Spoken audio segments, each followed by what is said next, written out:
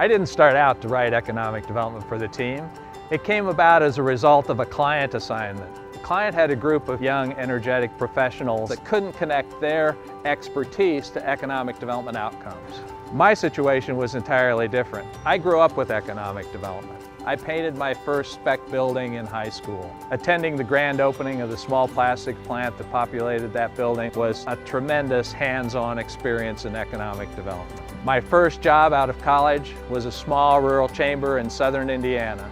I learned how much I didn't know, and I learned how important the board and volunteers all working together were to our success. I've worked regional, local, and consulted with economic development organizations at all levels and found the same issue time and again, the impact and the importance of teamwork in economic development. We select and hire the people that we work with for their energy, their enthusiasm, their excitement. But on day one, when they come to work, their sense of economic development is critical. For the team fills that gap.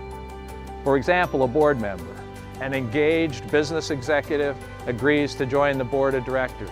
Then they show up for board meetings and sit stone silent. Why? They're trying to understand their role, they're trying to understand the organization, and they're trying to understand economic development, all at the same time. It's a catch-up game.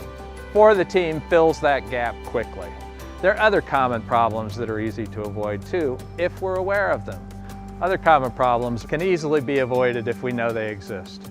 For example, not every community needs a branding strategy, nor a strategic plan with 25 objectives and no priorities. That's not a plan, that's a shopping list. These are avoidable or survivable problems. They can be fixed. However, the biggest problem that I see today in economic development is communities undershooting their potential. They think in terms of transactions. Economic development is very transactional. So it's about the next job, it's about the next deal, it's about how much is in the pipeline. However, the real opportunity is aspirational economic development and thinking about the potential of the community and building a community our children's children want to live in.